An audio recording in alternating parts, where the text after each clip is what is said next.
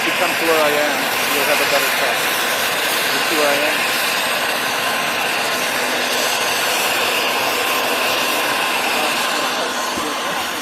Come back, come back, come back, come back, come back.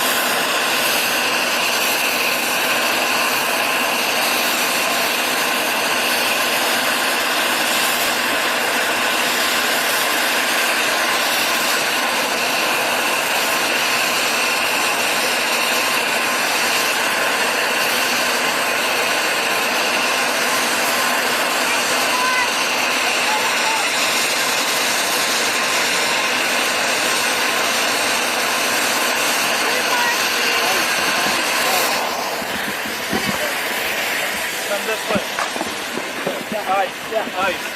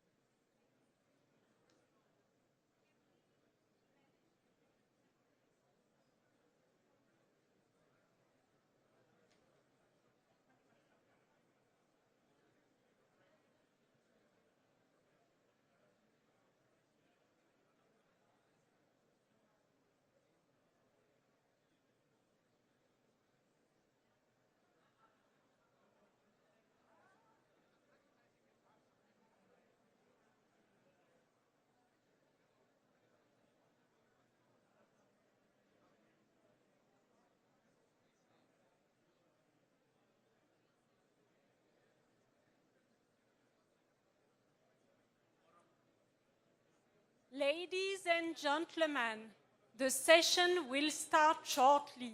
Please take a seat. Thank you.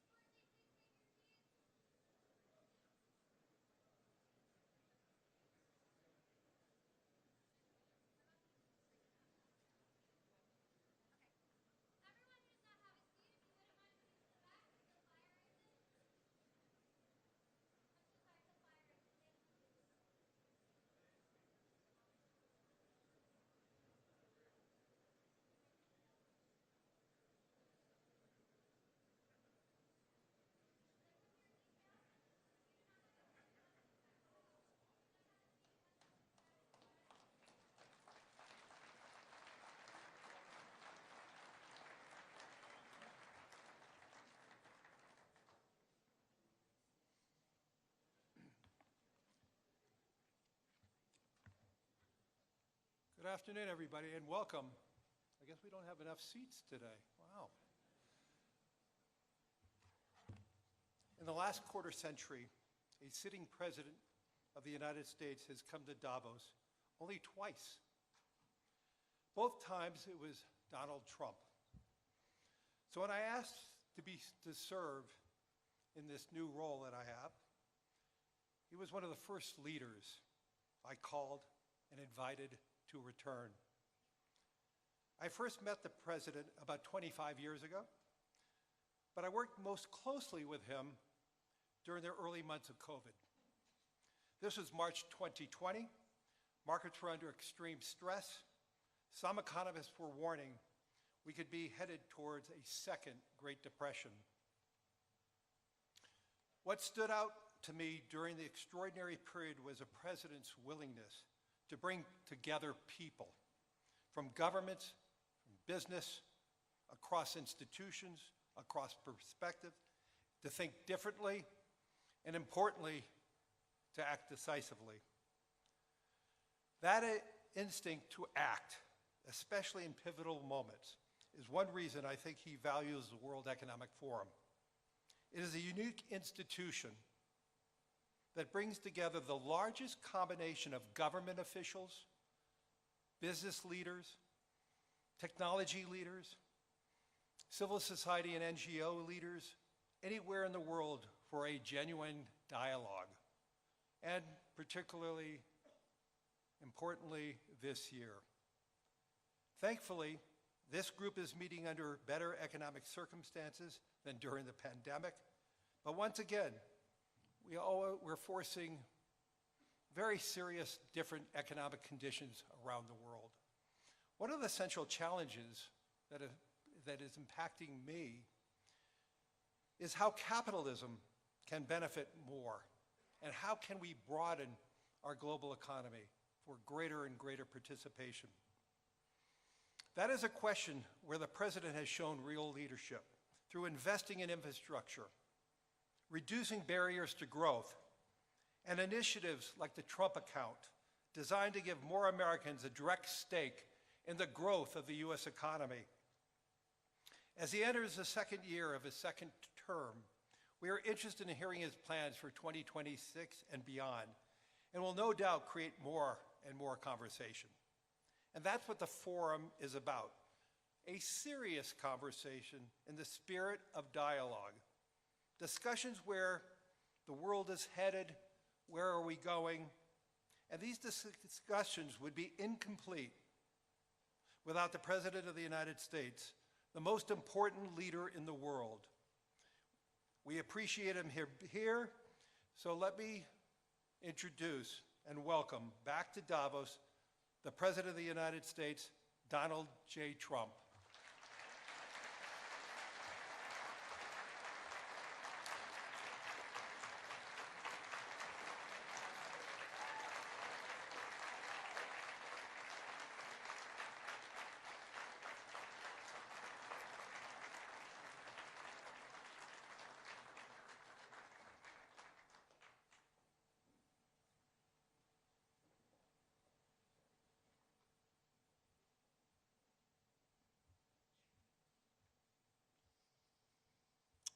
Well, thank you very much, Larry. It's great to be back in beautiful Davos, Switzerland, and to address so many respected business leaders, so many friends, few enemies, and all of the distinguished guests. It's a who's who, I will say that. I've come to this year's World Economic Forum with truly phenomenal news from America. Yesterday marked the one-year anniversary of my inauguration, and today, after 12 months back in the White House, our economy is booming, growth is exploding, productivity is surging, investment is soaring, incomes are rising, inflation has been defeated, our previously open and dangerous border is closed and virtually impenetrable. And the United States is in the midst of the fastest and most dramatic economic turnaround in our country's history. Under the Biden administration, America was plagued by the nightmare of stagflation, meaning low growth, and high inflation, a recipe for misery, failure, and decline. But now, after just 1 year of my policies, we are witnessing the exact opposite. Virtually no inflation and extraordinarily high economic growth. Growth like I believe you'll see very shortly our country has never seen before, perhaps no country has ever seen before. Over the past 3 months, core inflation has been just 1.6%. Meanwhile, fourth quarter growth is projected to be 5.4%, far greater than anybody other than myself and a few others had predicted. Since the election, the stock market has set 52 all-time high records. So that's in 1 year, 52 records, adding $9 trillion in value to retirement accounts, 401ks, and people's savings. People are doing very well. They're very happy with me.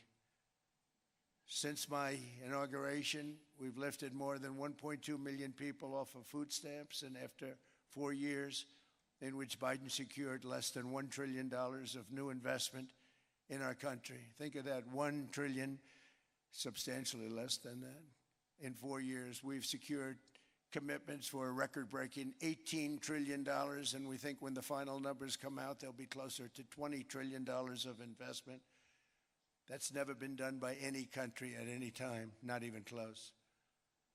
Just over 1 year ago, under the radical left Democrats, we were a dead country.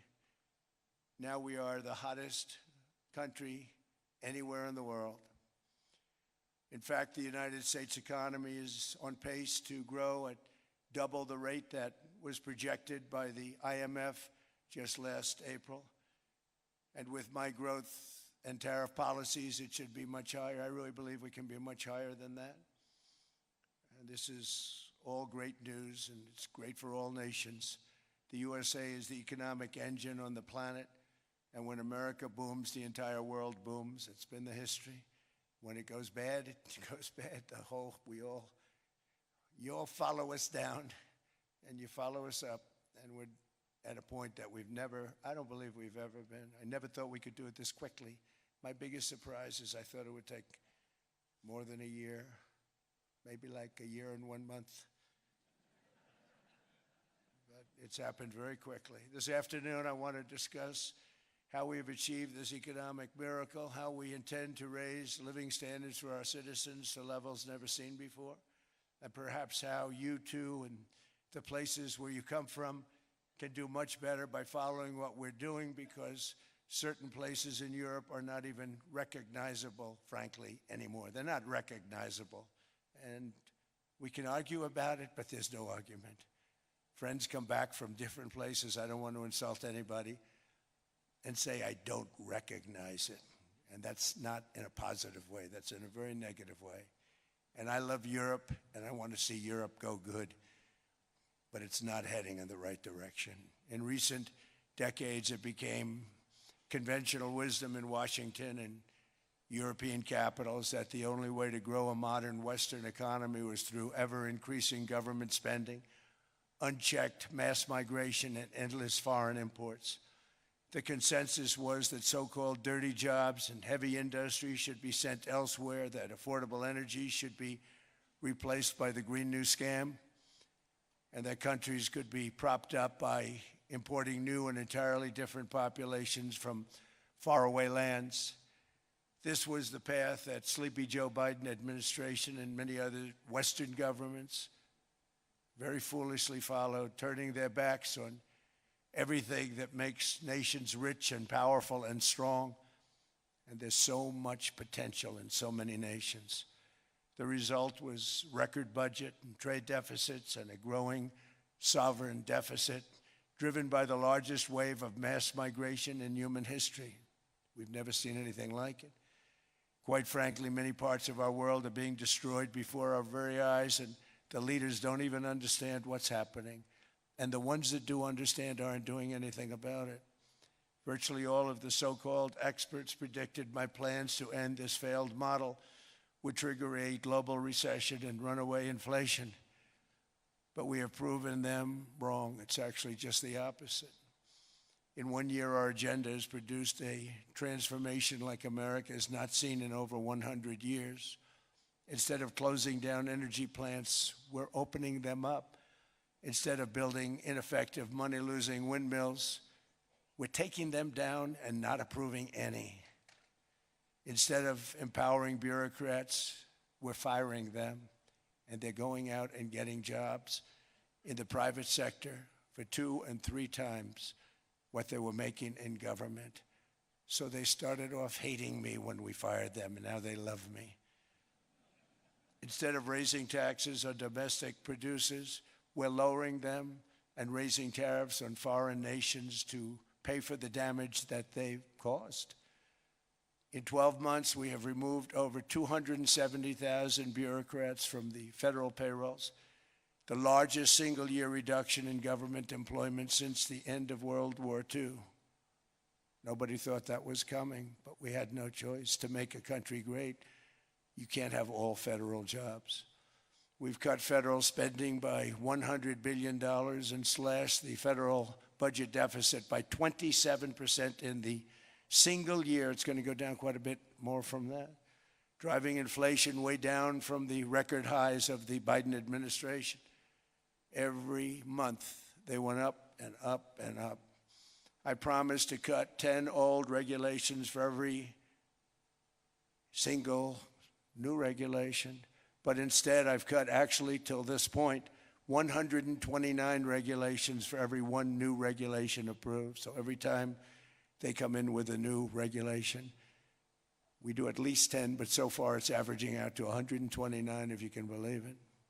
In July, we passed the largest tax cuts in American history, including no tax on tips, no tax on overtime, no tax on Social Security for our great seniors. We also provided 100% expensing, that's the one they like, and bonus depreciation for all new equipment and capital investments to help companies expand and shift production to America. They are so in love with that. They build a plant, they're able to deduct it immediately, the whole thing, rather than waiting 38 to 41 years in the old days. This is a miracle taking place. Nobody thought it would ever be done by any country, but it's done by us. It was what made my first term the most successful 4-year term that we've ever had from a financial standpoint. And now we've upped it. This is a 10-year program, not a 1-year program, but you're allowed to deduct everything in 1 year. It used to be 38 to 41 years. With tariffs, we've radically reduced our ballooning trade deficit, which was the largest in world history. We were losing more than $1 trillion every single year, and it was just wasted. It was going to waste. But in 1 year, I slashed our monthly trade deficit by a staggering 77%, and all of this with no inflation, something everyone said could not be done. There were a couple of brilliant people that actually thought I was doing the right thing. I thought I was doing the right thing. Now they all think I'm doing the right thing because they can't believe the numbers. American exports are now up by more than $150 billion. Domestic steel production is up by 300,000 tons a month, and it's doubling over the next 4 months. It's doubling and tripling, and we have steel plants being built all over the country. Nobody thought they'd see that. Factory construction is up by 41%, and that number is really going to skyrocket right now because that's during a process that they're putting in to get their approvals, and we've given very, very quick, fast approvals. In the process, we've made historic trade deals with partners covering 40% of all U.S. trade. Some of the greatest companies and countries in the world. We have countries as our partner, too. The European nations, Japan, South Korea. They're our partners. They've gone into massive deals with us, especially on oil and gas. And these agreements raise growth and cause stock markets to boom, not only in the U.S., but virtually every country that came to make a deal, because, as you've learned, when the United States goes up, you follow. It's really become a staple In America, I've stopped the nation-wrecking energy policies that drive up prices while sending jobs and factories to the world's worst polluters. They are indeed polluters. Under sleepy Joe Biden, new domestic oil and gas leases fell by 95%. Think of that. And they wonder, why was gasoline going up so fast?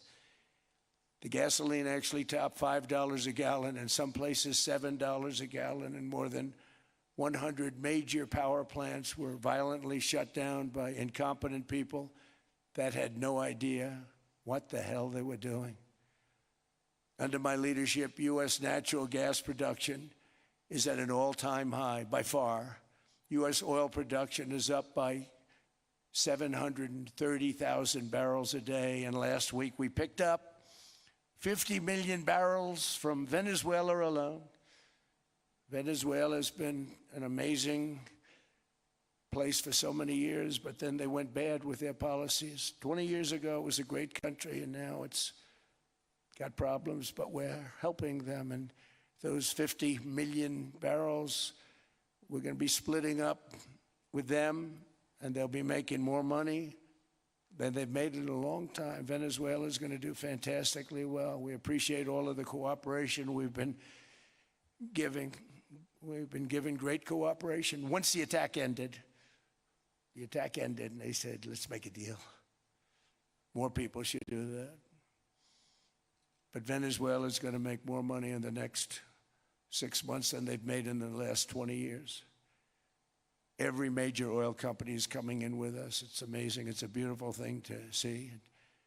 The leadership of the country has been very good. They've been very, very smart. The price of gasoline is now below $2.50 a gallon in many states, $2.30 a gallon in most states, and will soon be averaging less than $2 a gallon. In many places, it's already down even lower, $1.95 a gallon. Numerous states are at $1.99, numbers that nobody has heard for years. Actually, since my last administration, we got it down to around those numbers. I've signed an order directing and approval of many new nuclear reactors. We're going heavy into nuclear. I was not a big fan because I didn't like the risk, the danger, but they have the progress they've made with nuclear is unbelievable, and the safety progress they've made is incredible. We're very much into the world of nuclear energy, and we can have it now at good prices and very, very safe. And we're leading the world in AI by a lot.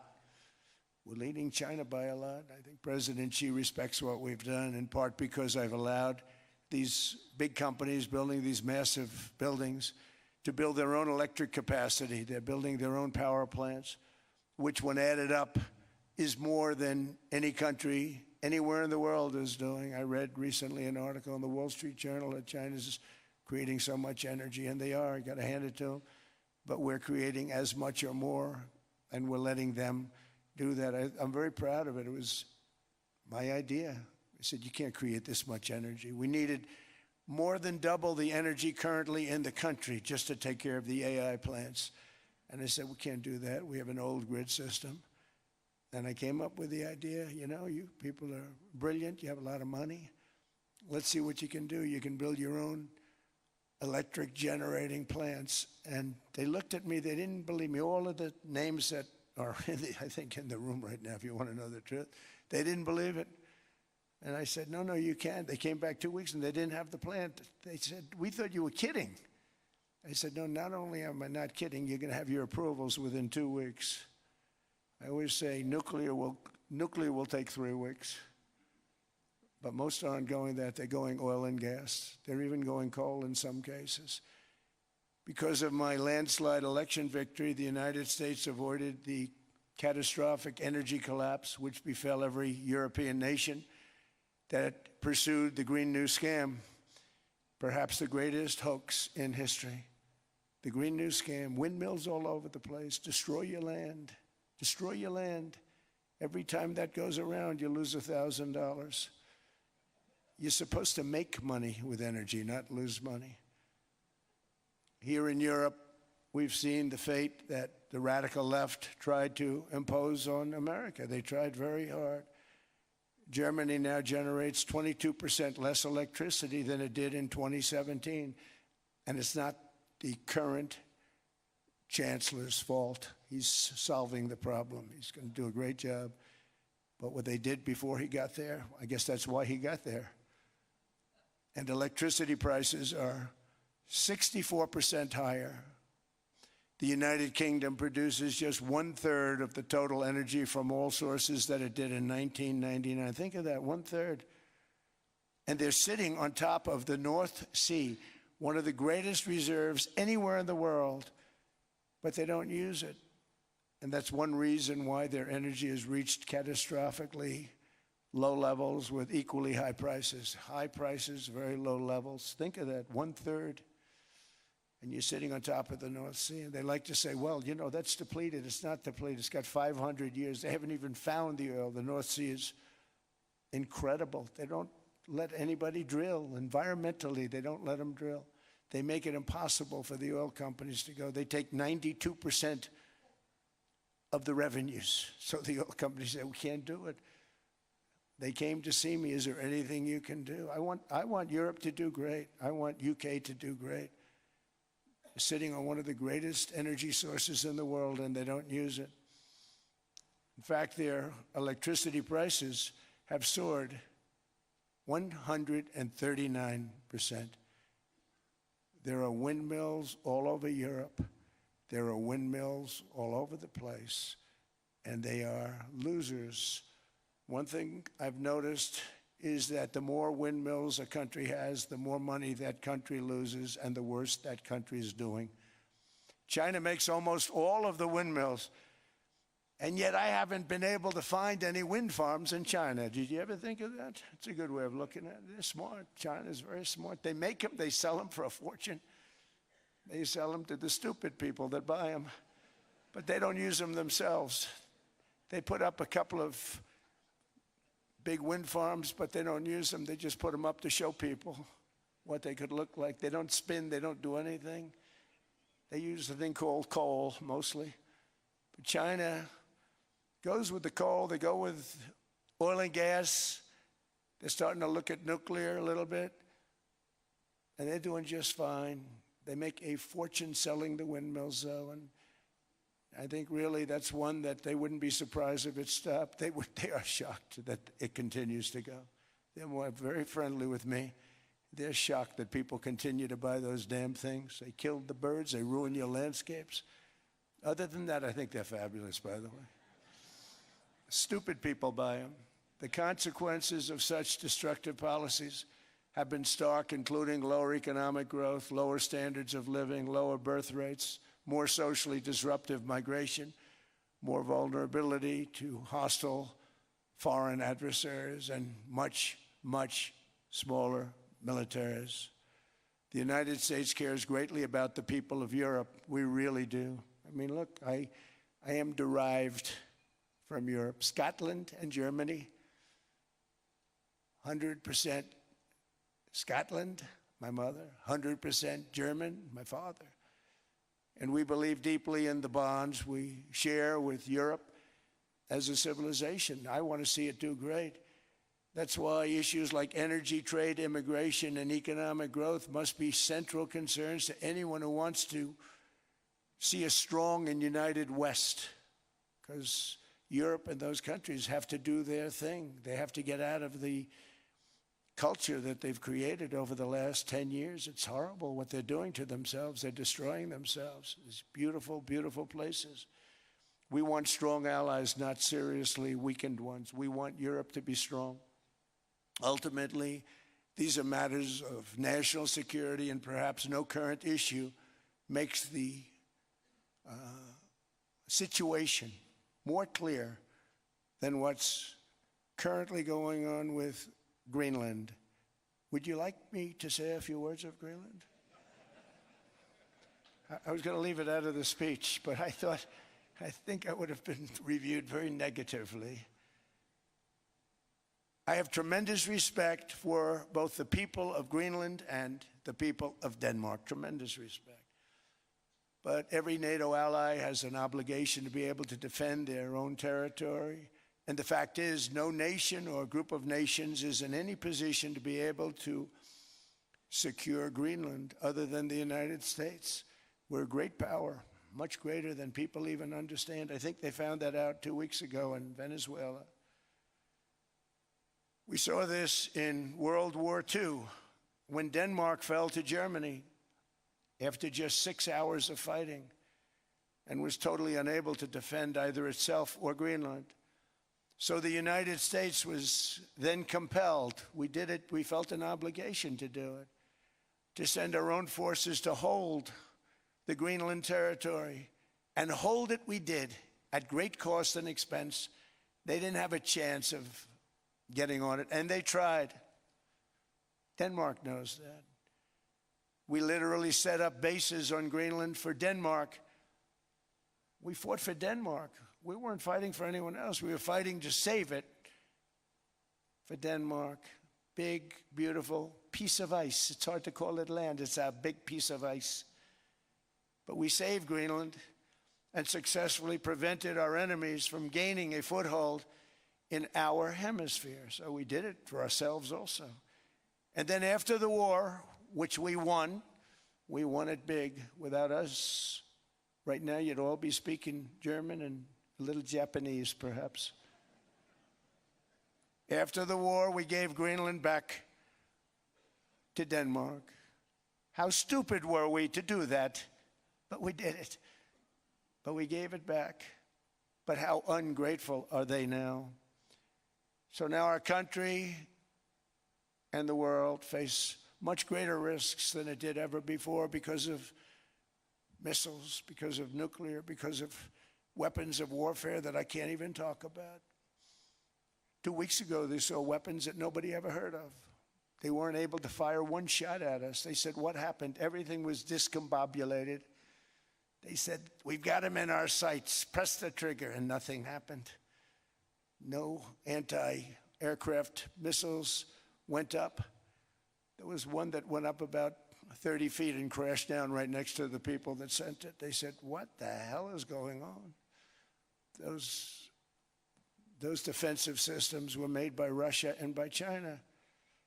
So they're going to go back to the drawing boards, I guess. Greenland is a vast, almost entirely uninhabited and undeveloped territory.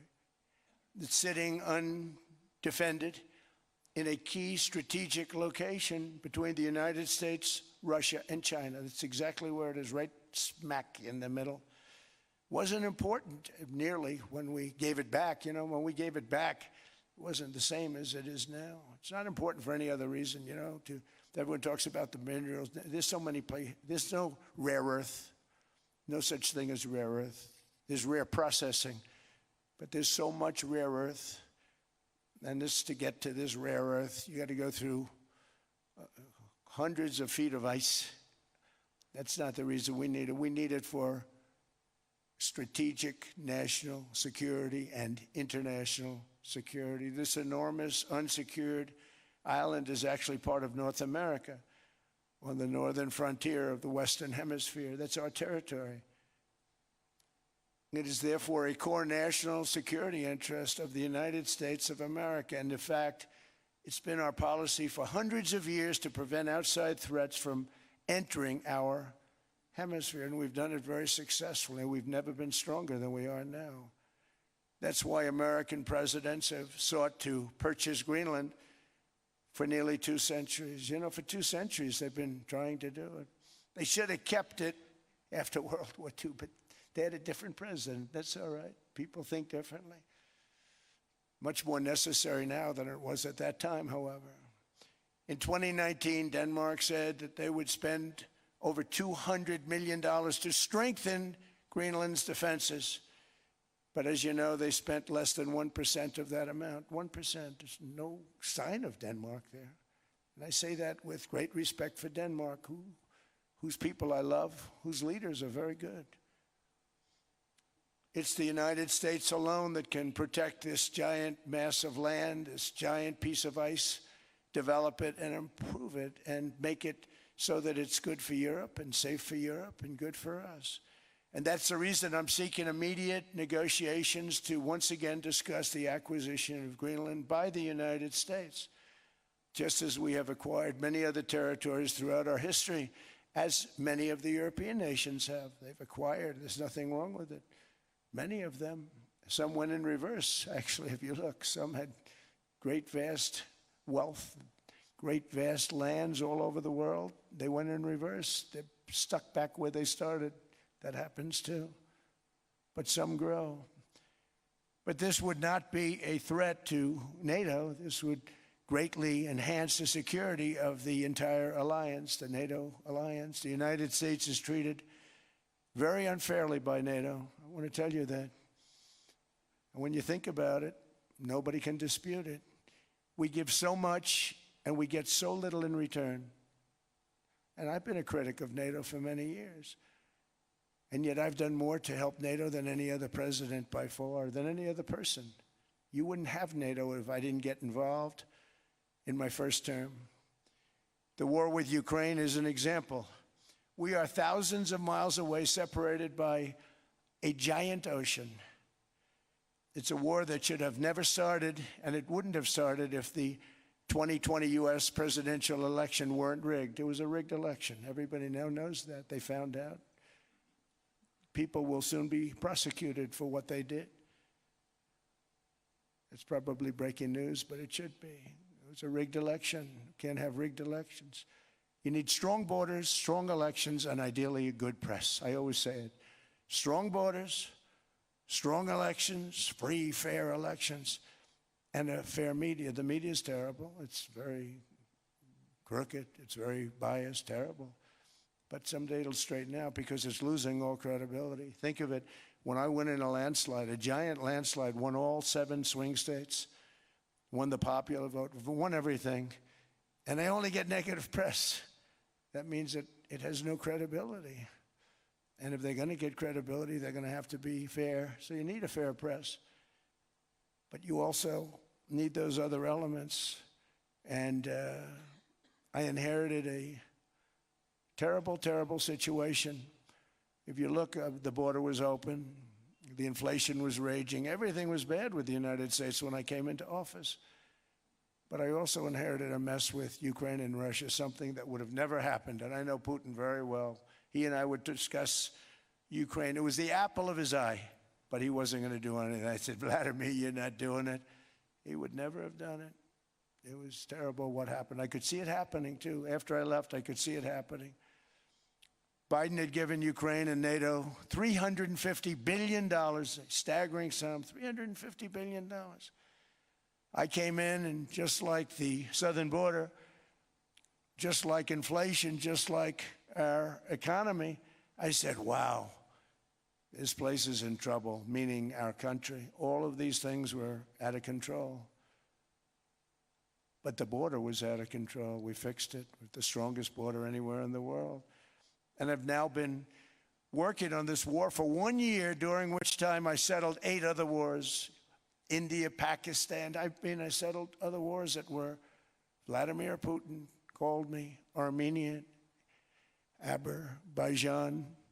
He said, I can't believe you settled that one. They were going on for 35 years. I settled it in 1 day. And President Putin called me.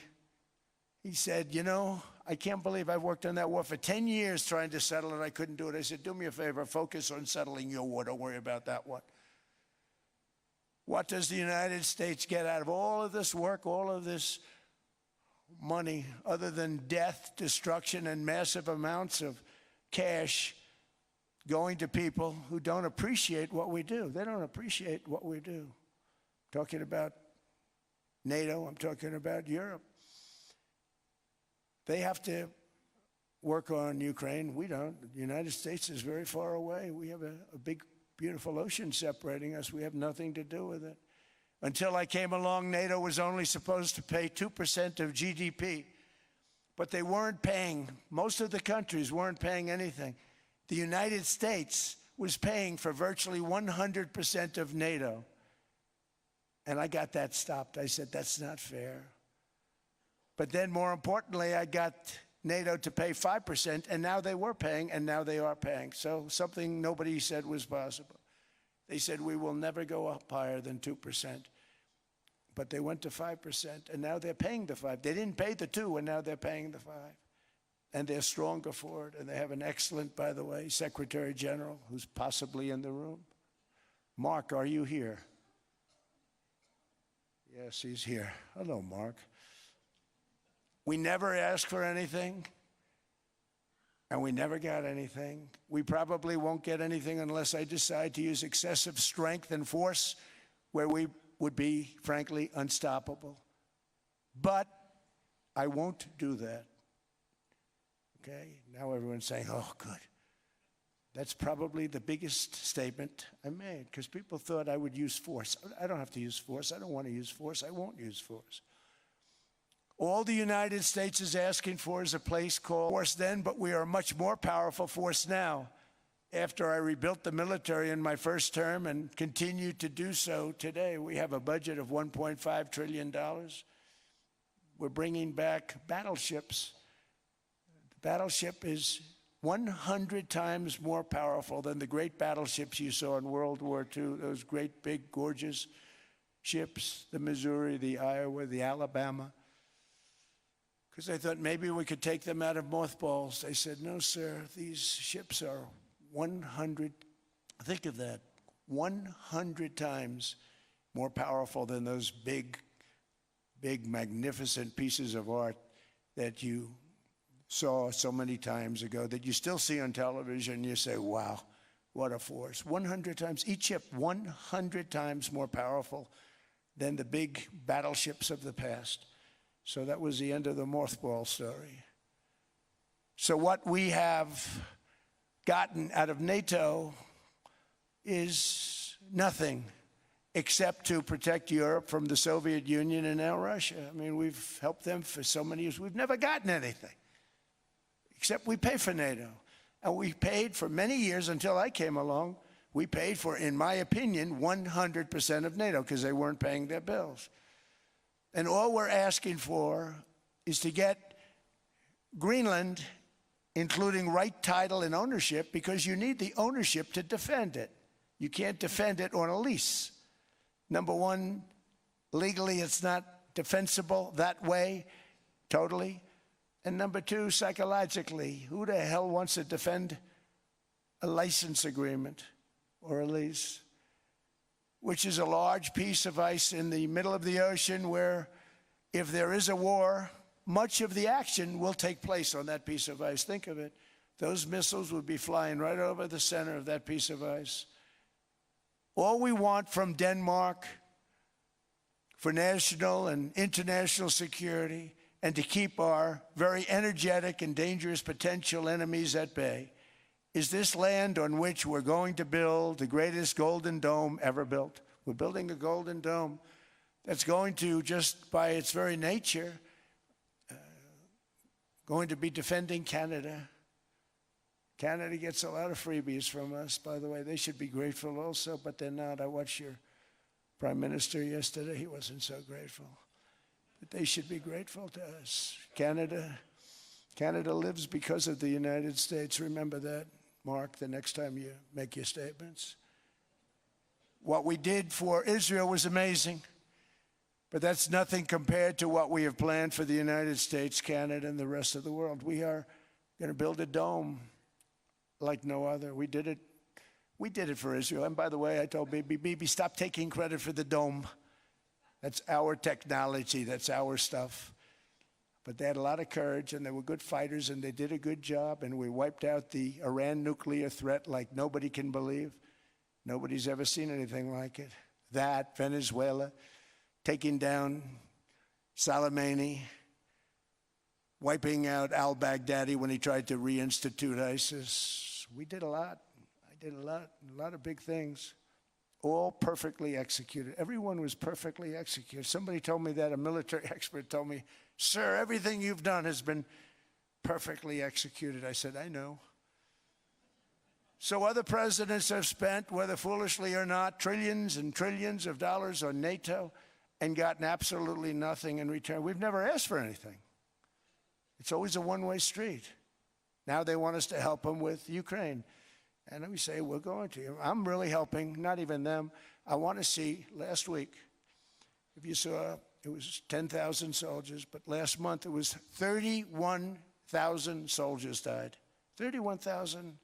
That's this room times, the number of people in this room times 30. Think of it. 30,000 soldiers died in 1 month. The month before it was 27,000. The month before that it was 28,000. The month before that it was 25,000. It's a bloodbath over there. And that's what I want to stop. It doesn't help the United States, but these are souls. These are young people. Look like you, look like some of you right in the front row. They go to war. Their parents are so proud. Oh, there he goes, comes back. 2 weeks later, they get a call, your son's head's been blown off. I want to stop it. It's a horrible war. It's the worst since World War II. They keep going, they'll exceed World War II. The numbers are staggering, how many people they've lost. They don't want to talk about it. Ukraine and Russia lost just tremendous amounts. And I'm dealing with President Putin, and he wants to make a deal, I believe. I'm dealing with President Zelensky, and I think he wants to make a deal. I'm meeting him today. He might be in the audience right now. But they got to get that war stopped because too many people are dying, needlessly dying. Too many souls are being lost. It's the only reason I'm interested in doing it. But in doing it, I'm helping Europe, I'm helping NATO, and I've until the last few days when I told them about Iceland, they loved me. They called me daddy, right, last time. A very smart man said, he's our daddy. He's running it. I was like running it. I went from running it to being a terrible human being. But now what I'm asking for is a piece of ice, cold and poorly located, that can play a vital role in world peace and world protection.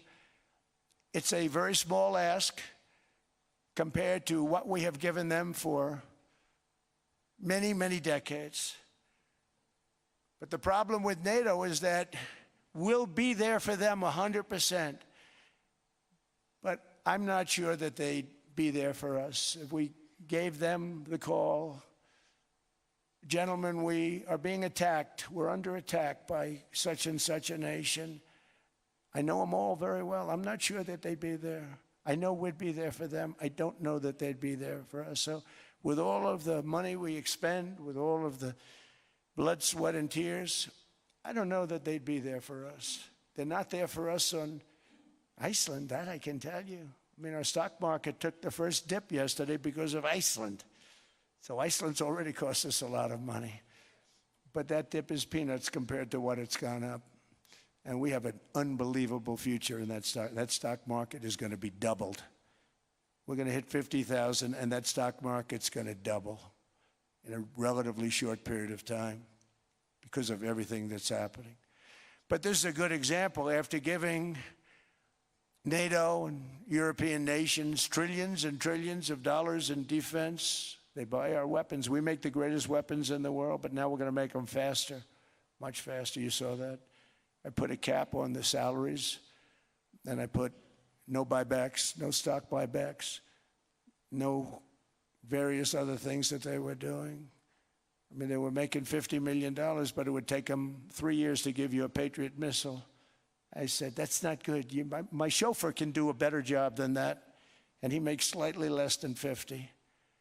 They make big salaries. If they're going to make those big salaries, they're going to have to produce a lot faster. The good news is we have the greatest equipment in the world. Now we're going to start making it a lot faster. They're going to build additional plants. And all of the money that goes into stock buybacks is going to go into building plants. We're not allowing stock buybacks by defense companies any longer. They're going to build new plants to make Tomahawks, Patriots. We have the best equipment, F-35s. F-47, the new one just coming out. They say it's the most devastating plane, fighter jet ever. Who knows? They called it 47. If I don't like it, I'm going to take the 47 off it. I wonder why they called it 47. We'll have to think about that. But if I don't like it, I'm going to take that 47 off. But it's supposed to be the Stage 6. It's supposed to be the first Stage 6 plane. undetectable, like our B-2 bombers were undetectable. They flew right over Iran. They were undetectable. And they did their job, and they got the hell out of there. So we want a piece of ice for world protection, and they won't give it. We've never asked for anything else, and we could have kept that piece of land, and we didn't. So they have a choice. You can say yes, and we will be very appreciative, or you can say no, and we will remember. A strong and secure America means a strong NATO, and that's one reason why I'm working every day to ensure our military is very powerful, our borders are very strong, and above all, our economy is strong because national security requires economic security and economic prosperity, and we have the greatest that we've ever had. Biden and his allies destroyed our economy and gave us perhaps the worst inflation in American history. They say 48 years, I say forever, but I think 48 years is the equivalent to forever. Whether it's 48 years or ever, it's terrible, costing the typical family $33,000. What they did to this country should never, ever be forgotten. It's early, but he has to be rated as the worst president we've ever had by far. The auto pen did much of the damage. The auto pen, he was the auto pen president, because I don't believe a sane president would have ever signed the kind of things that he signed. But now grocery prices, energy prices, airfares, mortgage rates, rent, and car payments are all coming down, and they're coming down fast. We inherited a mess, but we've done a hell of a job in 12 months. Under my most favored nation policy for drug prices, the cost of prescription drugs is coming down by up to 90%, depending on the way you calculate. You could also say 5, 6, 7, 800%. There are two ways of figuring that. But we have a favored nations policy that every president wanted, no president was able to get. I got it, and other nations approved it. And I had to use tariffs in order to get it because they said, no way. In other words, a pill that costs 10% in London costs $130. Think it costs $10 in London, costs $130 in New York or in Los Angeles. And I'd say, boy, that's bad. Friends of mine would say, you know, we go to London, you can buy the stuff for nothing. We go all over the world, we can buy it for nothing.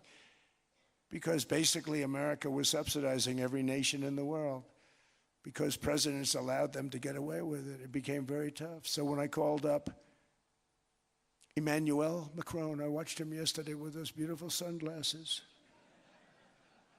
What the hell happened? But I watched him sort of be tough. But he was at $10 for a pill.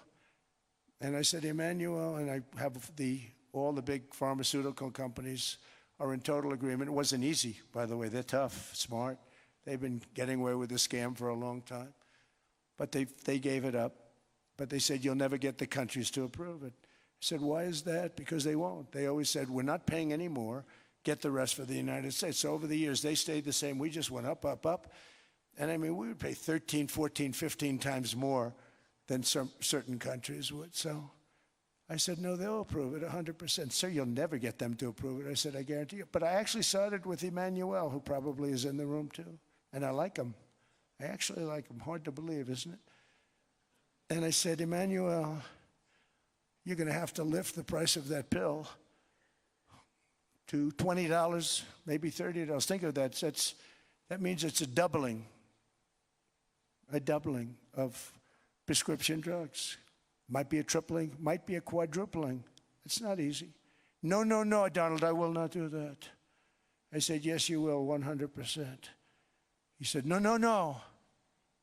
You're asking me to double. I said, Emmanuel, you've been taking advantage of the United States for 30 years with prescription drugs. You really should do it, and you will do it. I have no doubt.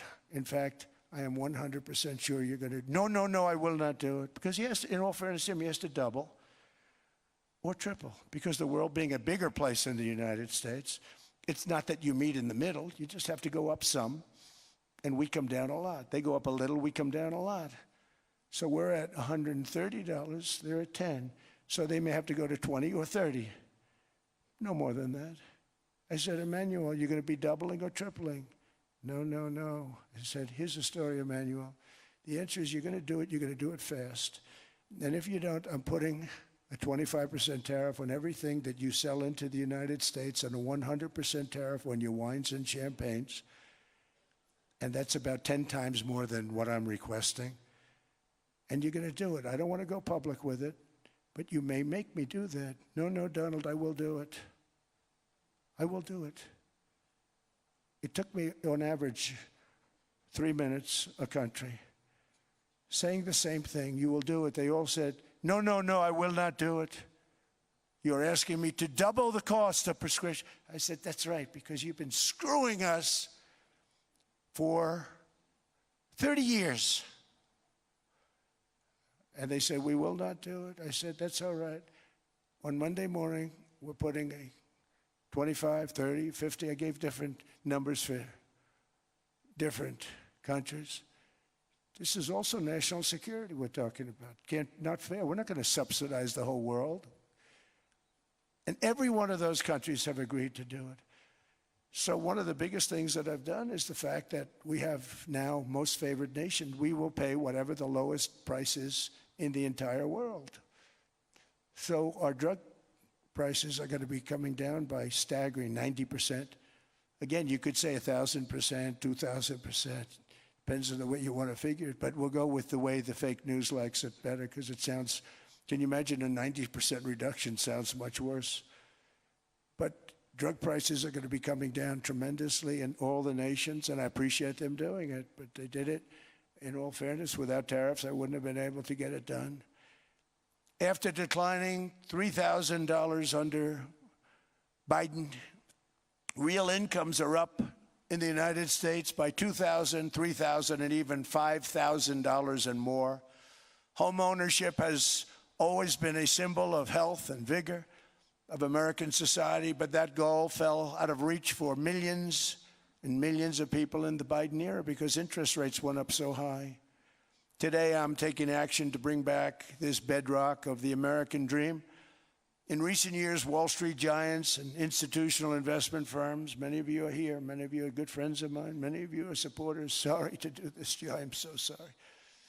But you've driven up housing prices by purchasing hundreds of thousands of single-family homes, and it's been a great investment for them.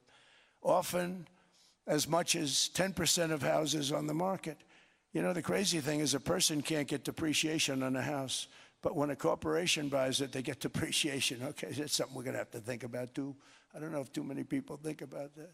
You buy a corporation, they buy 500 houses, they buy hundreds of thousands, they buy 500 houses, they can take depreciation. A person sweats and works and buys one house, they can't. But homes are built for people, not for corporations, and America will not become a nation of renters. We're not going to do that. That's why I have signed an executive order banning large institutional investors from buying single-family homes. It's just not fair to the public. They're not able to buy a house. And I'm calling on Congress to pass that ban into permanent law, and I think they will. One of the biggest barriers to saving for a down payment has been surging credit card debt. The profit margin for credit card companies now exceeds 50%, one of the biggest. And they charge Americans interest rates of 28%, 30%, 31%, 32%. Whatever happened to usury? So to help our citizens recover from the Biden disaster, all caused by this horrible president, just horrible president, I'm asking Congress to cap credit card interest rates at 10% for 1 year. And this will help millions of Americans save for a home. They have no idea they're paying 28%. They go out there a little late in their payment and they end up losing their house. It's terrible. To unleash innovation and savings and financing, I'm also working to ensure America remains the crypto capital of the world. And to that end, last year I signed the landmark Genius Act into law. Now Congress is working very hard on crypto market structure legislation, Bitcoin, all of them, which I hope to sign very soon, unlocking new pathways for Americans to reach financial freedom. And I did it for two reasons. Number one, I thought it was politically good, and it was. I got tremendous political support. But more importantly, China wanted that market too. It's just like they want the AI. And we've got that market, I think, pretty well locked up. If I didn't do it, Biden was totally against it until before the election, when they realized that, there were millions of people voting against him over crypto. And all of a sudden, they loved it very much, but it was too late. They blew it. But it is politically popular, but it's much more importantly, we have to make it so that China doesn't get the hold of it. And once they have that hold, we're not going to be able to get it back. So I'm honored to have done it. Finally, I've instructed government-backed institutions to purchase up to $200 billion in mortgage bonds to bring down interest rates. And I'll be announcing a new Fed chairman in the not-too-distant future. I think he'll do a very good job. See, I gave away some of it. I did give that away. So we have something, got something, but somebody that's very respected. They're all respected. They're all great. Everyone that I interviewed is great. Everyone could do, I think, a fantastic job. Problem is they change once they get the job. They do. They're saying everything I want to hear, and then they get the job. They're locked in for 6 years. They get the job, and all of a sudden, let's raise rates a little bit. I call them, sir, we'd rather not talk about this. It's amazing how people change once they have the job, but it's too bad. Sort of disloyalty, but they got to do what they think is right. We have a terrible chairman right now. Jerome, too late Powell. He's always too late. And he's very late with interest rates, except before the election, he was just fine for the other side. So we're going to have somebody that's great, and we hope he does the right job. Last week, the average 30-year mortgage rate dropped below 6% for the first time in many years. Another major factor in driving up housing costs was the mass invasion of our borders. And I have to say one thing about housing, because nobody ever says this. I am very protective of people that already own a house, of which we have millions and millions and millions. And because we have had such a good run, the house values have gone up tremendously. And these people have become wealthy. They weren't wealthy. They become wealthy because of their house. And every time you make it more and more and more affordable for somebody to buy a house cheaply, you're actually hurting the value of those houses, obviously, because the one thing works in tandem with the other. And I don't want to do anything that's going to hurt the value of people that own a house, who for the first time in their lives are walking around the streets of whatever city they're in, very proud that their house is worth $500,000, $600,000, $700,000. Now, if I want to really crush the housing market, I could do that so fast and people could buy houses, but you would destroy a lot of people that already have houses. In some cases, they've mortgaged their house, and the mortgage would be very low, and all of a sudden the mortgage without any changes becomes very high, and they end up losing the house. I'm not going to hurt, and I speak with Scott, who's doing a fantastic job, and Howard, who's doing a fantastic job, and all of my people. And I always say, look, I can crush the hell out of the market. We can drop interest rates to a level, and that's one thing we do want to do. That's natural. That's good for everybody. The dropping of the interest rates, we should be paying a much lower interest rate than we are. We should be paying the lowest interest rate of any country in the world, because without the United States, you don't have a country. I had a case with Switzerland. We happened to be in Switzerland. Maybe I'll give you a quick story. But they were paying nothing. They make beautiful watches, great watches, Rolex, all of them. They were paying nothing to the United States when they sent their product in. And we had a $41 billion deficit. $41 billion with this beautiful place.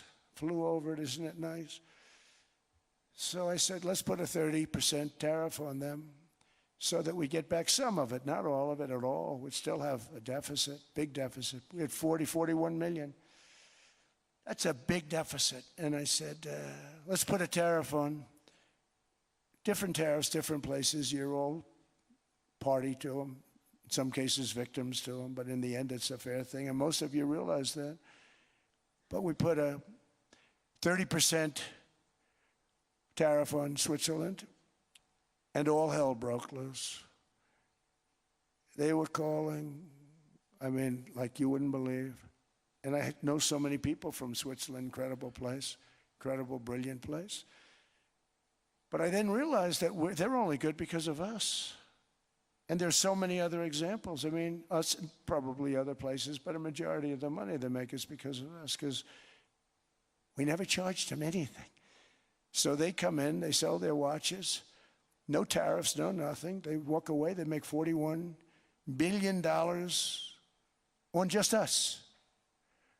So I said, no, we can't do that. So I'm going to bring it up. I still would have a deficit pretty substantial, but I brought it up to 30%. And I guess Prime Minister, I don't think President, I think Prime Minister called a woman, and she was very repetitive.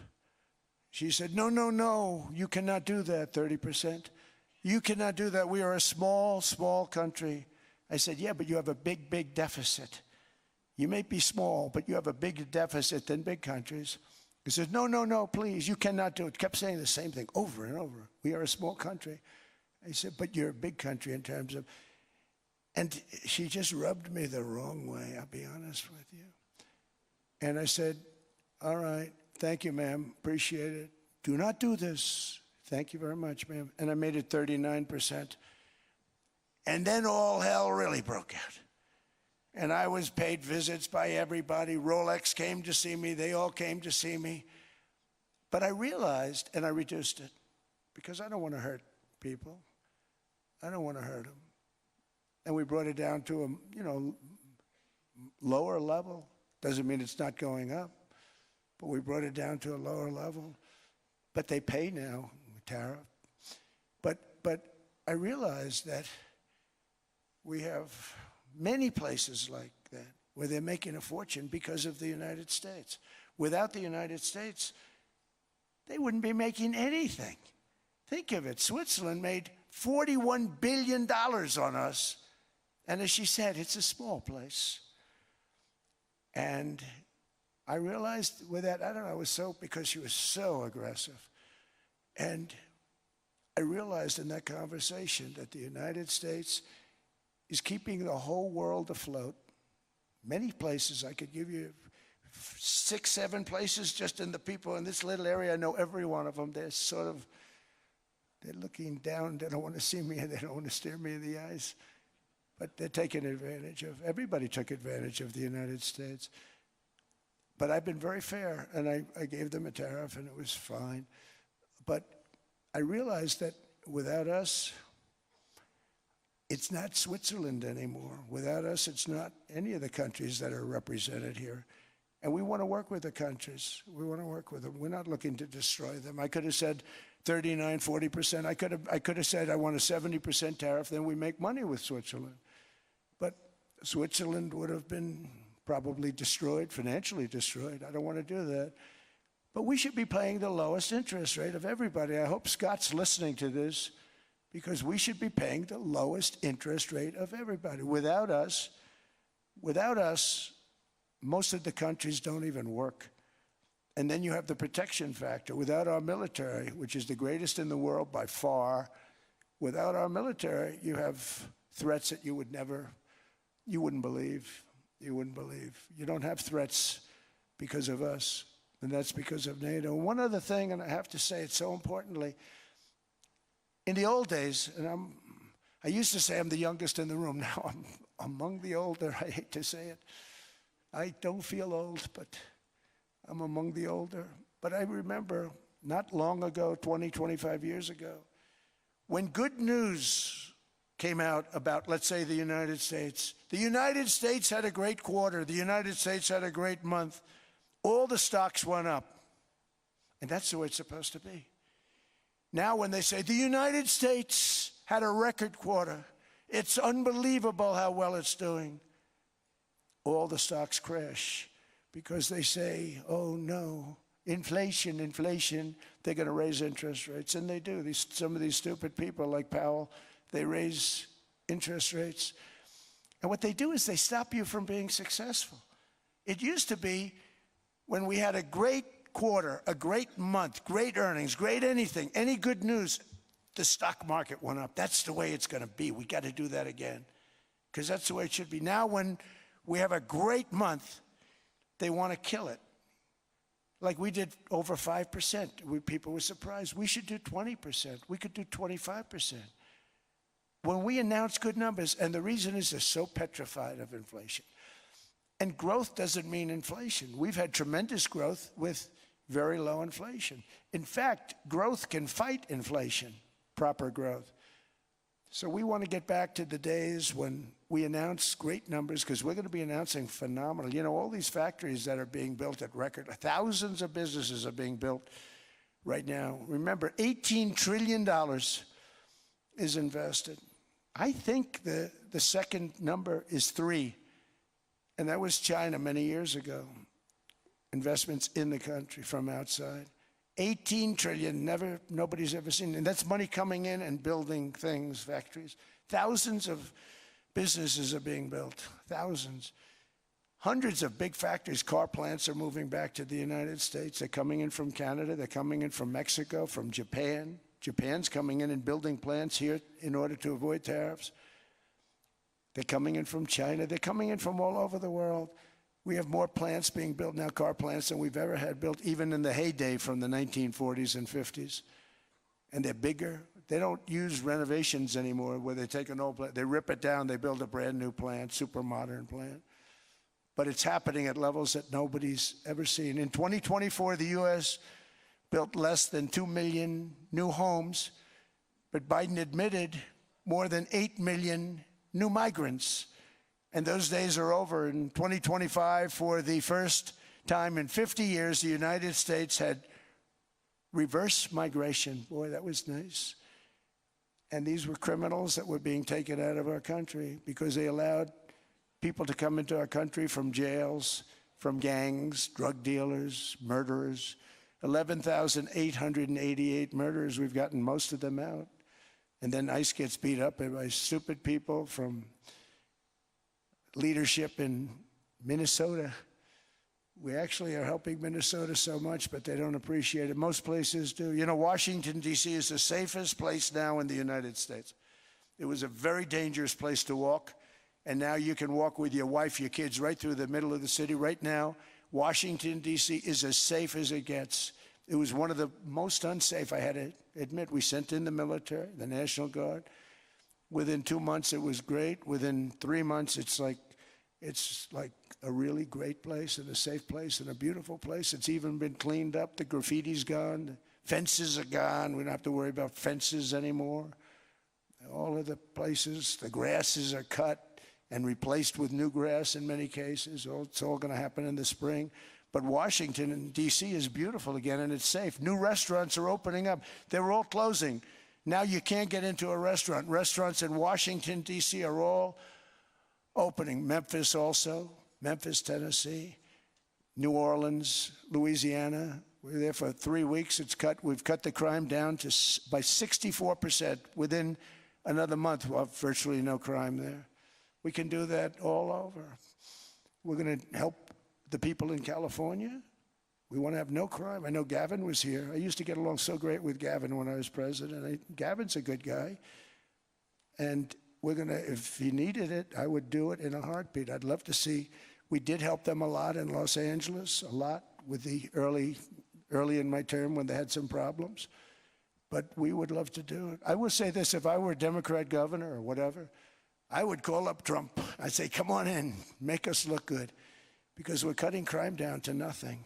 And we're taking people out, career criminals, who are only going to do bad things, and we're bringing them back to their countries. But where we've done it has been amazing. And we have a capacity to do it at much greater levels. We're cutting illegal aliens off welfare and other government benefits, and I have directed that starting immediately, There will be no more payments to sanctuary cities because they are really just sanctuaries for criminals. They're really protecting criminals, and those are the ones we have to get out of the country: murderers, drug dealers, the mentally insane. They emptied their mental institutions into the United States. And despite that, we have the lowest crime numbers that we've ever had in the history of the country. Just came out. But equally importantly, we're cracking down on more than $19 billion in fraud that was stolen by Somalian bandits. Can you believe that Somalian? They turned out to be higher IQ than we thought. I always say these are low IQ people. How did they go into Minnesota and steal all that money? And we have, you know, they're pirates. They're good pirates, right? But we shoot them out of the water just like we shoot the drug boats out. They're not pirating too many boats lately, do you notice? When they go out into those boats, they want to take over a $1.5 billion tanker loaded up with oil, and they say, we're going to blow up your boat. They have powerful weapons. You hit the side of the boat, you blow the whole thing up. The insurance companies are petrified, so they say, just give them the boat. We'll give them money instead. And I don't do that. We blow them right the hell out of the water. We see them going out, we blow them out of the water. We don't have any pirates so much anymore. If we do, they won't be there long. We've cut down with the hitting of the boats that are loaded up with drugs, including submarines. Can you believe they actually buy small, they call them mini subs, very fast. They're meant for drugs. We've knocked out 2 of them. The Democrats say they were fishing. You have ruined somebody's fishing weekend, I would say. A submarine is not a fishing boat. You don't fish. But we've knocked down drugs by water, the oceans, the sea, by 97.2%. Think of that. And I actually say, who the hell are the 3%? Because I would not want to be piloting one of those boats. We knocked them down, and now we're going to start on land. We're going to knock it all out. The land is the easy part. What we did on sea is incredible, and that's our great military. The situation in Minnesota reminds us that the West cannot mass import foreign cultures, which have failed to ever build a successful society of their own. I mean, we're taking people from Somalia, and Somalia is a failed, it's not a nation. Got no government, got no police, got no military, got no nothing. And then we have this fake congressperson who they just reported is worth $30 million. You believe this? Ilhan Omar, talking about the Constitution provides me. She comes from a country that's not a country. And she's telling us how to run America. Not going to get away with it much longer, let me tell you. The explosion of prosperity and conclusion and progress that built the West did not come from our tax codes. It ultimately came from our very special culture. This is the precious inheritance that America and Europe have in common. We share it. We share it, but we have to keep it strong. We have to become stronger, more successful, and more prosperous than ever. We have to defend that culture and rediscover the spirit that lifted the West from the depths of the Dark Ages to the pinnacle of human achievement. We live in an incredible, changing period. It's an unbelievable time, but we have to take advantage of the time that we're in. In our hands are technologies that our ancestors could scarcely have. I mean, they couldn't have even dreamt some of the things that we see today. And so rapidly they're produced. I mean, AI, 2 years ago, nobody ever heard of the term, and now everybody's talking about it. And it can have some very good purpose. It could also have some dangerous purpose, and for that we have to watch out. But some tremendous things are happening because of it. And we're leading by so much. We're doing so well. But opportunities that are bigger and grander than ever before in human history are right before us. It is the pioneers in this room. Many of you in this room are true pioneers. You're truly brilliant people. Just your ability to get a ticket is brilliant because you have about 50 people for every seat. I don't know what, that's Larry. Everything Larry touches turns to gold. He made this very successful. But you're in this room, and some of you are the greatest leaders anywhere in the world. You're the greatest brains anywhere in the world. And the future is unlimited, and to a large part because of you. And we have to protect you, and we have to cherish you. I always say we have to cherish our brilliant people because there aren't many of them. So together with confidence, boldness, and persistence, let us lift up our people, grow our economies, defend our shared destiny, and build a future for our citizens that is more ambitious, more exciting, more inspiring, and greater than the world has ever seen. We're in a position to do things that nobody else has ever even thought of before. And many of the people in this room are the ones that are doing it, and I want to congratulate you, and I'm with you all the way. You can do things that nobody else can even think about.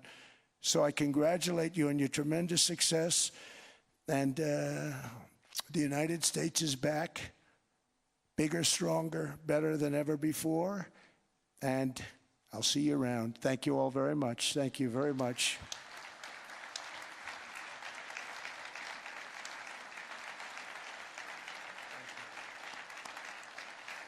Thank you.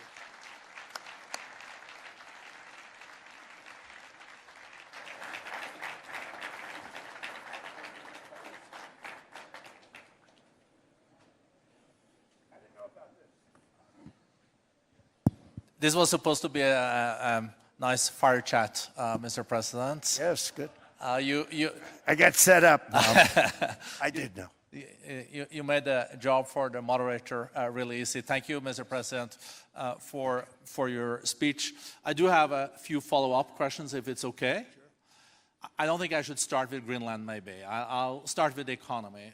The U.S. economy is doing really, really well.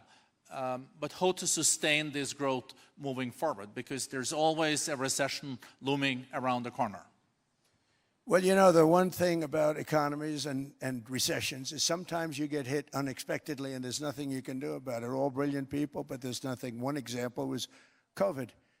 We had an economy going at levels like nobody had ever seen my first 2.5, 3 years. And then I heard the word pandemic, not COVID. They came up with that name over a period of time. We won't get into that. But I heard the word pandemic. And I had a poll come out that was so strong just prior to that, and I was with the two best pollsters, McLaughlin and Fabrizio, and they said, sir, George Washington and Abraham Lincoln, if they came back and ran as president and vice president, they couldn't beat you. And then what happened is the following day, I was told to stay tuned because there's something really bad happening in China. There are bodies laying all over Wuhan, right around that certain building that we talk about. I always said it came from Wuhan. It did come from Wuhan. And they were body bags. We saw it by satellite.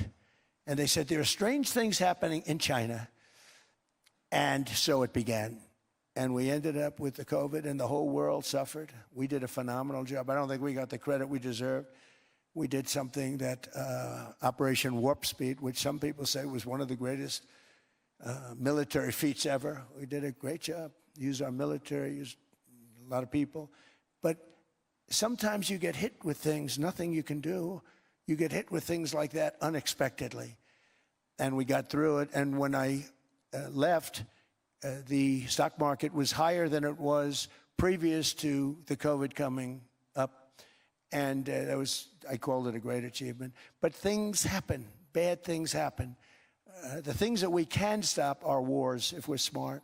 That we can stop. Those are a matter of being intelligent and having intelligent people on the other side. Because wars are the worst of all. Wars are worse than anything.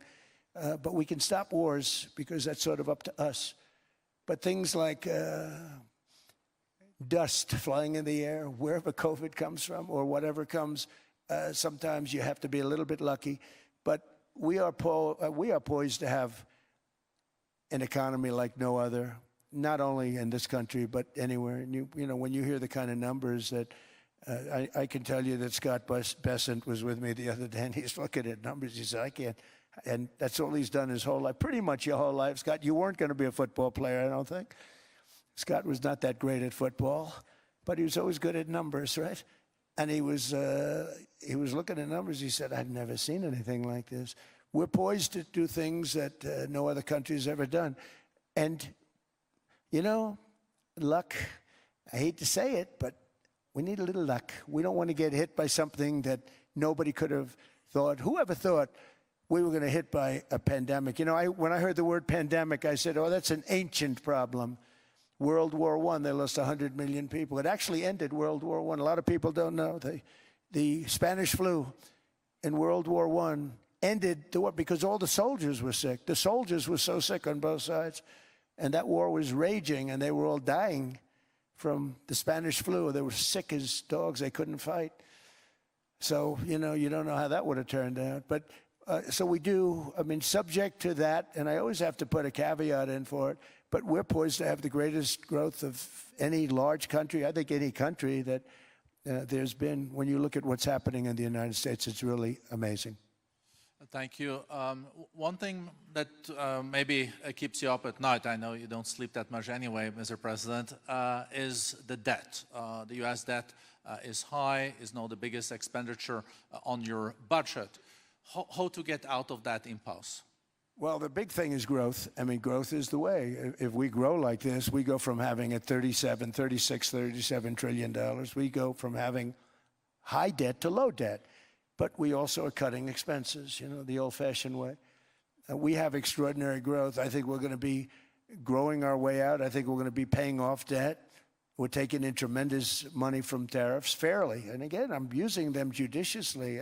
You know, Switzerland's a case study. I could have gotten much more. I could have asked for much more. But we're using them judiciously. But I think growth, most importantly, and then cutting costs. Now, if you take a look at Minnesota, $19 billion in fraud and other things. People going to airports, they came into the country, they don't have 10 cents, and they're leaving with hundreds of thousands of cash in their bags.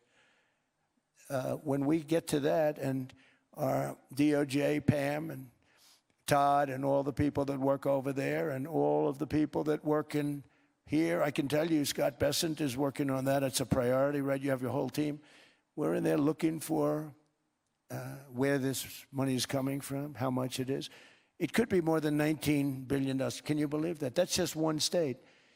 If we were able to cut out 50% of the fraud, 50%, and we should be able to do better than that, we would have a balanced budget without having to talk about even growth.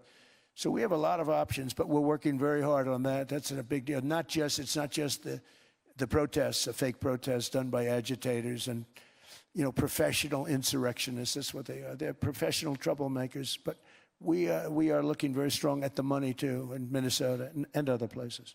I think, Mr. President, also the $500 billion invested in artificial intelligence and the frontier technologies last year also were driving growth exponentially in the U.S. Well, AI has been a big factor. AI is massive.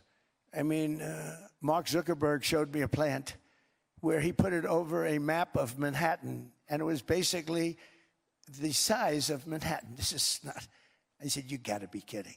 It's a plant that was miles long, miles wide, very high. I don't think it was as high like the Empire State Building, but it was high.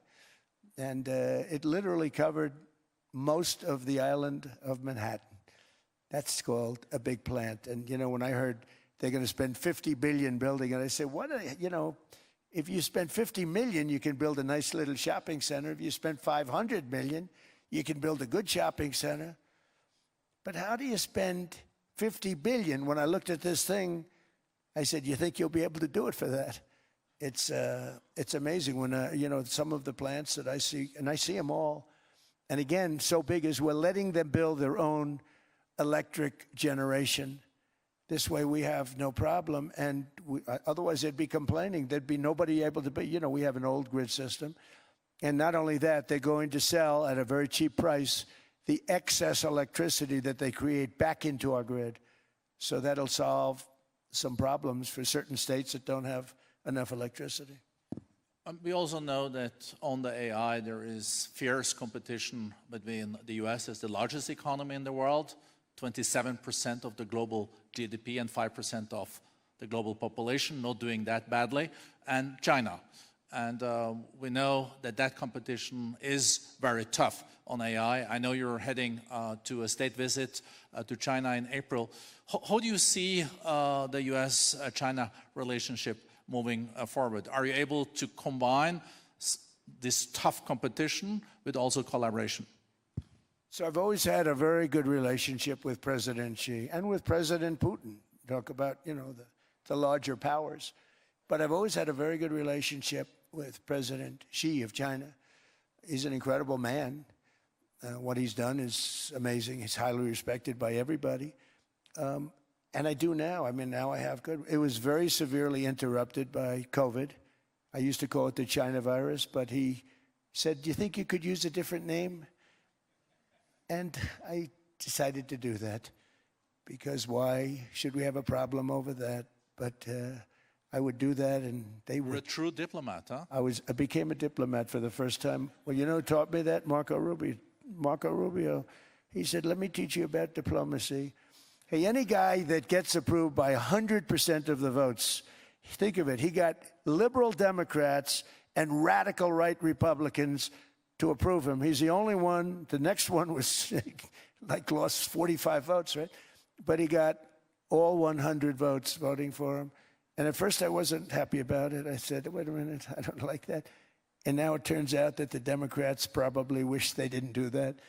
And Marco has been fantastic. Marco, stand up, please. You have done a great job as Secretary of State. He's going to go down as the best Secretary of State. And Scott, and we have Susie, who's the first female Chief of Staff, and she's the best Chief of Staff, too. And I see Howard Lutnick, who I know spoke, and Howard's fantastic. Some of the deals we're doing are great. And I want to pay particular attention because we have Chris. And Chris, you got up and spoke, I think. He's the #1 oil man in the world because I was going to put Doug Burgum, who's fantastic. I don't know if Doug's here. Is Doug here? Doug Burgum is fantastic. He said, "Sir, there's one man better than me." And he introduced me to Chris. And he turns out to be. So we're drilling more oil and gas now than we ever have by almost double. Is that right, Chris? And on top of it, we got a lot coming out of Venezuela. So anyway, so we're doing great. The country is just doing great. We have great people. Thank you. And I see other people. We have Steve Witkoff. We have Jared. I got so many people. I'm in trouble because when I go back, they're going to be people with long faces. Sir, you didn't introduce me. I got so many people. And we have a lot of the greatest people anywhere in the world. I know them all. So I won't continue because we'd be here all day.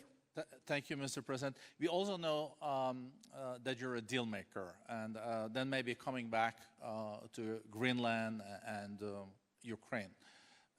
What kind of deal in the end do you see between the U.S. And Denmark? Well, because, I guess you see it now as a negotiation going on, or? Well, it's costing Denmark hundreds of millions a year to run it. And Denmark's a small country and wonderful people. But, it's very expensive. It's a very big piece of ice. And it's very important. I mean, I don't want to repeat the speech, but it's very important that we use that for national and international security. That can create a power that will make it impossible for the bad guys to do anything against the perceived good ones. And it's a great block for Europe. Just like, Denmark was supposed to spend hundreds of millions of dollars. They didn't spend the money. They didn't spend anything almost. And we'll see what happens. I just say this. NATO has treated the United States of America very unfairly. We never asked for anything. We never got anything. We actually took care of the needs of NATO for years and years, which I felt was always unfair, so I got NATO to pay because they're rich countries. But I think it's time that NATO step up. We're helping them with Ukraine. Without us, I think Putin would have gone all the way. I think we have it. I think that could have been a World War III, if you want to know the truth. If Kamala was elected, or Joe, any one of those, those thinkers, I think you could have ended up in World War III. And I will say Steve Witkoff has been dealing incredibly with, but we're not going to have World War III. We want to get it stopped, but we're not going to have World War III. I think if I wasn't elected, I think that could have evolved into World War III. It was a very, very bad situation. And it still is, but it's not that kind of bad. It's bad because so many young people are being killed. How close do you think there is on an agreement on Ukraine? I had the pleasure of speaking with Steve Witkoff and Jared Kushner yesterday. I know they're working hard on it. I know that they're also traveling now. Do you see this very close or still? Well, I hate to say it. I thought that was going to be so. I settled 8 wars plus. And I thought that was going to be one of my easier ones. Not the easiest. Some I settled in a matter of hours because I'm good at that stuff. You know, the United Nations should be doing this. I shouldn't be doing it, but it doesn't matter. It's got to get done, saving a lot of lives. We're saving millions of lives. With Ukraine, Russia, there's tremendous hatred between President Zelensky and President Putin. That's not good. That's not good for settlements. We know from dealing. There's abnormal hatred. With that being said, I think Russia wants to make a deal. I think Ukraine wants to make a deal. And we're going to try getting a deal done. We're getting, I think, Steve, I think I can say that we're reasonably close. What happens is oftentimes we'll have a deal with Russia. Russia's set, and President Zelensky will not do it. You saw that when he was in the Oval Office. I was not happy. And then we'll have President Zelensky wants to make a deal, and Putin doesn't want to make the deal. It's a very difficult balance, and it's big time, and it is, you know, to use a word, it's a bloodbath. It's horrible what's happening. It's a drone war. The drones are killing, you know, thousands of people a week, thousands. We have to get it stopped. So I believe they're at a point now. I'm going to meet with President Zelensky later today. I believe they're at a point now where they can come together and get a deal done. And if they don't, they're stupid. That goes for both of them. And I know they're not stupid. But if they don't get this done, they are stupid.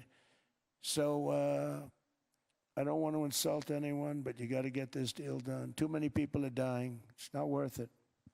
President Sisi is sitting on the first row here. He spoke earlier today and also complimented you on the Gaza deal. I think there will be a signing tomorrow. Of course, there are different views on this, but how important do you think this signing is on the Board of Peace? And do you think this is going to sustain? Do you think we now will see Gaza reconstructed and billions of US dollars invested? I do. I mean, I think we have peace in the Middle East. There are some little situations like Hamas, and Hamas has agreed to give up their weapons. Now, you know, they were born with a weapon in their hand, so it's not easy to do. When they were born with a rifle in their hand. It's not an easy thing for them, but that's what they agreed to. They've got to do it. And we're going to know, Jared, over the next 2 or 3 days, certainly over the next 3 weeks, whether or not they're going to do it. If they don't do it, they'll be blown away very quickly. They'll be blown away. You know, we have 59 countries that are part of that whole peace deal. And some of those countries aren't even they're near the Middle East, but they're not in the Middle East traditionally. And they want to come in and take out Hamas. They want to come in. They want to do whatever they can. There's a problem with Hezbollah in Lebanon, and we'll see what happens there, but that's a problem. But there are these little flames, but there's peace in the Middle East. Now, had we not gone in and knocked out with those big, beautiful, we just ordered 25 brand new ones, the latest and the greatest, the B-2 bomber. Think of them, they went in there at 2 o'clock in the morning with no moon, no light, no nothing, and every single one of those massive bombs hit its target, 100,000-pound bombs hit its target, every one of them. And then on top of it, from a submarine 300 miles away, we hit the sites with Tomahawks, which is an unbelievable weapon. So, you know, we did our job. If we didn't do that, you would have never had peace in the Middle East. And the countries like Saudi Arabia, UAE, and Qatar could never have, and others could never have signed anything because you would have had this dark cloud, and the dark cloud was Iran with nuclear. Iran would, if we didn't take them out, they would have had a nuclear weapon within 2 months. They were very close to having the nuclear weapon, and we hit them hard. And it was a total obliteration. If they may try again, but they're going to have to try from a different area because that area was obliterated. Incredible thing we did. And because we did that, we were able to make peace. If we didn't do that, I would say, Jared and Steve, if we didn't do that, there was no chance of making peace because the countries I just named and other countries could have never signed off. They were afraid. They were afraid. we had a bully. The bully was Iran, the bully of the Middle East. They used to call it for years. They were the bully of the Middle East. They're not the bully of the Middle East anymore. Mr. President, I know you even had to change plane last night, so I guess you didn't have much sleep, but I think you're but your energy is still there. I know you have several bilateral meetings. I know you're also hosting a reception. So thank you so much for coming back to Davos. Thank you so much. It's highly appreciated. Well, thank you very much. Thank you, everybody, very much.